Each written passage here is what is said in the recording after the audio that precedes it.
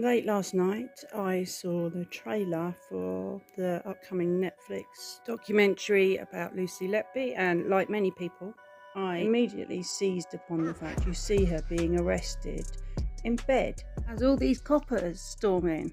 You know, I'm doing another video at the moment where I'm kind of looking over the Operation Hummingbird documentary, and it's just so distasteful, you know, the way they got so excited about going over and arresting her. The relief when Mr. Letby, old guy in his 70s, opened the door, and this was the final arrest. She has never seen daylight since. It's really upsetting. But I just wanted to point out, you know, the amount of the endlessly repeated bullshit that Lucy Letby just lied on the stand. And even if the evidence didn't stand up, well, the jury saw her lie, didn't they? You know, so that's probably why they convicted her, because it comes down to things like, did she know what going commando meant? And was she wearing her pajamas when arrested? You can see here, she's not even out of bed, you know, and they're arresting her for murders. I'm absolutely fucking disgusted by these people, and obviously they are twisting it around now. But just, you know, if you're new to this, just remember that when people say she lied relentlessly on the stand, this, along with the going commando, because her friend made a reference to it, are the cited lies. You know, like that's the caliber of their evidence. It's been whittled down to that alone. As I have PTSD myself, it's been a fucking awful thing to witness, because PTSD absolutely scrambles your brain. And I would say the passivity where she wakes up and is just kind of numb, she looks very traumatized already to me. PTSD kind of, you are so easily thrown into a state of not being able to think clearly. 5 hours a day in a prison van, to and from jail and court, like fucking hell, it's horrible. She's been mauled over this in the most petty, ridiculous details, and obviously now there's a concerted bait and switch going on with people changing what they initially alleged. This is, for them, entirely about winning their right to harass and abuse a young woman and demand that she be demonized, and their witch hunt go on unabated. They will never admit to having made a mistake or having got something wrong, because, you know, this isn't about the truth for them. It never has been. Here is me on Twitter saying, clearly, the pajamas were a mix-up between different arrests, and I am accused of making that up. That's, you know, I haven't. You know, I've clearly been vindicated, along with all of the much more attentive people who pointed this out in the first place. So here is Johnson talking to her about whether she had a nightie on or whether it was her tracksuit. So, a couple of things. One, the different arrests. One, she was arrested in 2018 and she was arrested in 2019. She's confusing them, and so is he. So here you are. I think I had my nightie on and then a tracksuit bottom and top and trainers. This is the earlier arrest. But you told the jury you were taken away in your nightwear, in your pyjamas. Yes, Nicholas Johnson, you were taken away in a blue Lee Cooper leisure suit, weren't you? I don't recall exactly. I just know I had a nightie on. This isn't a fucking lie, you vicious morons. And so he's just confusing her over the year. That's really obvious. Nicholas Johnson, well, I'll ask you again. You were taken away in a blue Lee Cooper leisure suit, weren't you? Yes, she says. On the 10th of July 2019, when you answered the door, you answered in your nightie. No, says Lucy Letby, I didn't answer the door in 2019, which is not a lie. Look at this. Coordinated, planned and executed, if you like, the third and final arrest of Miss Letby at her home address in Hereford. But Lucy Letby lived in Chester. Her parents lived in Hereford. Oh yes, she was bailed there, you fuckwits. I do remember having a great relief when we knocked on the door. Mr. Letby opened the door. Oh, well, you've got a very clear memory of this then, haven't you? Said Nicholas Johnson to Lucy Letby. And then here you can see from the transcript from that egregious barrel-scraping crime scene to courtroom channel, you left the house in a pink-coloured leisure suit, didn't you? Let's see. Here is Lucy Letby in the newly released footage showing her being arrested for the third and final time at her parents' home. Clearly it's her parents' home because look at this. This is her parents' home. Whereas this picture shows her at her house when she answered the door in the Lee Cooper, the blue suit, in 2018, in footage that we've all seen before from her first arrest in 2018, as you can see from the timestamp. It's an absolute classic bit of gaslighting and performance from Casey. This is even Judith Moritz, saying it was clear he was getting to her. Her delivery became staccato and monosyllabic. She was on the ropes, is another phrase she used. He broke her.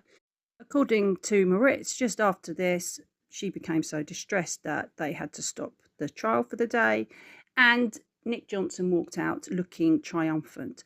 Richard Gill has referred to these people who cheer it on as knitting at the gallows, which is perfect. Obviously, they lapped it up because they are really thick, as well as remarkably sadistic. But yes, it's going to be difficult for these people. They're suggesting that this wasn't what they said in the first place, of course, but it's a painful scenario. Many of these people spend, seriously, 40 plus hours a week continually challenging people and stating that Lucy Letby is a compulsive liar of such severity she can't even be honest about what she was wearing when she was arrested. And clearly, you can infer from that she is a serial killer of tiny babies she was entrusted to care for. And, they began with the upper hand, didn't they? 2 years ago, Lucy Letby was so vilified that saying anything, raising any doubt whatsoever about the safety of her conviction would provoke a storm of abuse and harassment that, well, is unhinged. You didn't have to believe there were even any concerns over the safety of her conviction to recognise that this was mob frenzy. And so, of course, they're going to twist what they were initially saying. These people are not coming from a place of honesty or looking for the truth, so they can't retract claims, especially when you've made them so forcefully because you were in court.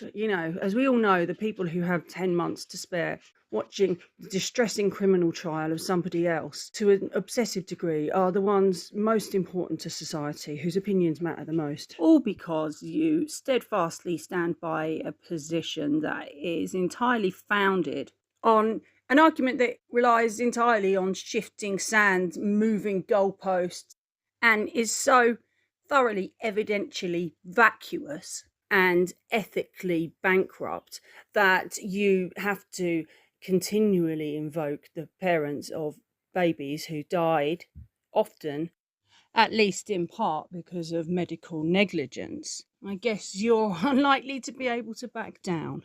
I don't doubt that a load of them are keyword searching and deleting a flurry of tweets they have all made over the last few years, along with the "she will be charged with more murders," which is something I'm delighted to say is not true. It's painful for them, as well as a delicious bit of schadenfreude for me.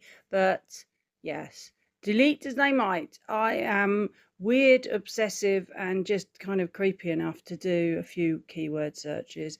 This is just the absolute tip of the iceberg. These were the easiest ones to come up. And then let's not forget when she was being challenged over whether she'd been wearing pyjamas when she was arrested or not by Nicholas Johnson in court, and when she became distressed, his threat at the time that he would show a video of her arrest to the court, which it would appear really distressed her, probably because she developed PTSD following that, and she may well have vivid memories of having to tell her mum to go back in the house and stop trying to protect her.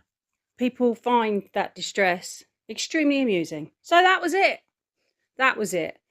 Did she know what going commando meant? And did she lie about pyjamas when she was arrested? Something these sadists grasp with both hands. Everyone's laughing at this woman who's been sent down as one of the most hated women globally after being stitched up at work, fucked over while she was trying to do a decent job of looking after babies, and then locked up for the rest of her life. Anyone Like, just if you've ever overheard like police going in to arrest someone, it's traumatic. And there's a woman in bed, they've woken her up really early in the morning. It's fucking horrible. So yeah, I'm tragic enough to go and do a quick little search to pop some up for posterity, but I should probably do less of that. Anyway, you know, these people are less than honest, which makes the accusations even more nauseating. So here is the trailer from Netflix. Can you come in, okay? We need to speak to you. I'm arresting you on suspicion of murder and attempted murder. She is definitely in bed in her pyjamas there, isn't she? Yeah? Detectives took a female into custody on suspicion of murdering 8 babies. And the attempted murder of 6 others. And here is Letby pleading for her mum to just go back into the house. Don't look, just go in! Absolutely fuck these people laughing about it. Poor Lucy, her poor mum. Introduce yourself, please. Lucy Letby. It's a once-in-a-generation type case. Babies kept dying. This nurse had a central role. We needed to arrest her. We interviewed her over numerous hours. Numerous hours? Really? Well, my mind has changed then. We'd uncovered some concerning pieces of evidence. Oh, really? Because you tried to prosecute her for 8 murders, and yeah, she got really distressed during this process and having seen babies died. Ace work, fuckwit. Lucy Letby has been found guilty Of murdering 7 newborn children. Did this unassuming nurse really kill babies in her care? The only person who knows truly why is Lucy Letby herself. But when you delve deeper, things were not so straightforward. I felt like I'd only ever done my best for those babies. That will be Lucy Letby, who showed no emotion. There was no motive. None. This is probably the most evil Serial killer. We don't think she killed those babies. I don't think she's done it. There was misdiagnosis. A young woman could die in prison for wrong reason. I don't think there was a miscarriage of justice, but no one actually saw her do it. Someone intentionally harmed these babies. We all know now that Dowie Evans is mercenary. He put himself forward for the case. He's made a load of shit up. He's refused to admit when he's wrong. He knew Lucy Letby's name from the start. He purposefully selected the cases around her shifts and even had to lie when he made mistakes and it turned out she wasn't at work. But the most heartbreaking thing here is here she is saying goodbye to her cats. She's never going to see her cats again. They went back to the RSPCA, and the reason her parents didn't keep them is when you adopt animals from the RSPCA, they have to go back there if anything happens to you. This evidence was pointing towards Lucy Letby. There was a poisoner on the ward. Yeah, it looked very troubled. It was all just spiraling out of control.